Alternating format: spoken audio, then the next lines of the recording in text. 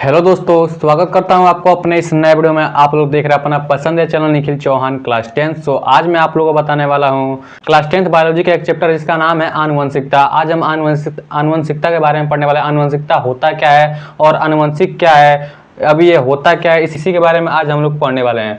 अब देखिए आनुवंशिकता होता क्या है। तो आनुवंशिकता होता क्या है, माता पिता से संतानों में, जैसे माता पिता से संतानों में जाने वाले लक्षणों को या प्रमुख लक्षणों को या लक्षणों को आनुवंशिक लक्षण कहते हैं। क्या कहते हैं? आनुवंशिक लक्षण कहते हैं। माता पिता से संतानों में जाने वाले लक्षणों को आनुवंशिक लक्षण कहते हैं।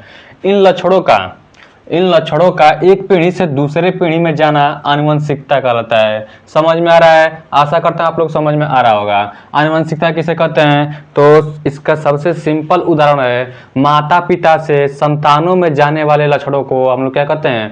आनुवंशिक लक्षण कहते हैं। तथा इन लक्षणों का एक पीढ़ी से दूसरे पीढ़ी में जाना आनुवंशिकता कहलाता है। अब देखिए जो डब्ल्यू वेटसन ने कब 1905 ईस्वी में आनुवंशिकी शब्द का प्रयोग किए थे। अब देखिए इसमें मेंडल के आनुवंशिकता का नियम बहुत ही महत्वपूर्ण नियम है। मैं 100% बता रहा हूं कि इस बार पूछेगा, 100% इस बार पूछेगा। ये 7 नंबर का क्वेश्चन इसलिए इतना बड़ा दिख रहा है। 7 नंबर में पूछता है क्वेश्चन, 6 नंबर या 7 नंबर में पूछता है। बहुत ही इंपॉर्टेंट टॉपिक है, बहुत ही इंपॉर्टेंट, इतना महत्वपूर्ण टॉपिक है जैसे कि आप कुछ याद करिए चाहे न करिए, लेकिन जो मेंडल का आनुवंशिक नियम है 6 नंबर इसमें रखा हुआ है, 6 या 7 नंबर इसमें रखा हुआ है आपका। ये हर सेट में पूछ देता है, किसी न किसी सेट में 4-5 सेट में वैसे पूछ देगा। यूपी बोर्ड में 7 सेट होते हैं लेकिन 5 से 6 सेट में पूछ देता है। मेंडल का आनुवंशिकता का नियम समझ लेते हैं। तो मेंडल का जन्म 22 जुलाई 1822 ईस्वी में ऑस्ट्रिया के ब्रूम शहर में एक छोटे से परिवार माली के परिवार में हुआ था। छोटे से गांव सिल्सियम एक माली के परिवार में हुआ था। मेंडल 1847 ईस्वी में एक गिरजाघर के पादरी पद पर नियुक्त हुए। उन्होंने 1857 ईस्वी में मटर के पौधे को एकत्रित करना स्टार्ट कर दिया। मतलब क्या करने? मटर के पौधों को एकत्रित करके उनके लक्षणों का अध्ययन करना प्रारंभ कर दिए थे। जो मटर के पौधे थे उनके लक्षणों को, मटर के पौधे और उनके लक्षणों को एकत्रित कर रहे थे, अध्ययन कर रहे थे या एकत्रित कर रहे थे। अब देखिए इन्होंने 7 से 8 वर्ष तक, 7 से 8 ईयर्स तक मटर के इस पौधों को तथा उनके लक्षणों का अध्ययन किए। लगभग ये 7 से 8 वर्षों तक मटर के पौधों तथा उनके लक्षणों को 7 से 8 वर्षों तक अध्ययन किए थे। अब देखिए सन 1865 ईस्वी में नेचुरल हिस्ट्रीन सोसाइटी की सभा में रखा गया। जो मटर के पौधे थे उनको रखा गया, जो उन्होंने जांच किए थे, अध्ययन किए थे। सन 1866 ईस्वी में इन सिद्धांतों का निष्कर्ष निकला तथा ठीक 34 वर्ष बाद अन्य वैज्ञानिकों द्वारा इस पादप संकरण को प्रदर्शित किया।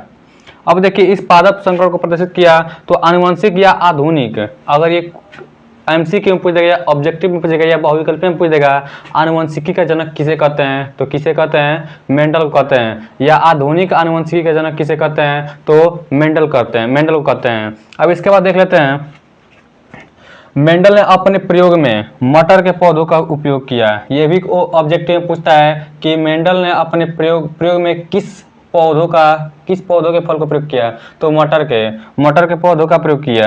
अब देखिए जिसके विभिन्न लक्षणों को अपने इस प्रयोग में देखा। अब इसके बाद लिख देते हैं, उसके बाद सब समझाते हैं आप लोगों को। अब देखिए मेंडल ने सभी तुलनात्मक वाले पौधों का संकरण कराया। संकरण होता क्या है? तो संकरण क्या होता है? तुलनात्मक लक्षणों वाले नर एवं मादा के निषेचन क्रियाओं से उत्पन्न संतानों को संकरण कहते हैं। तो मेंडल ने सभी तुलनात्मक वाले पौधों का संकरण कराया। इन्होंने इस प्रयोग में शुद्ध लंबे पौधे और शुद्ध बौने पौधे को लिया था। अब देखिए मेंडल के सफलता के कारण, काज ऑफ मेंडल सक्सेस। तो मेंडल ने अपने प्रयोगों के लिए मटर के पौधों को ले लिया।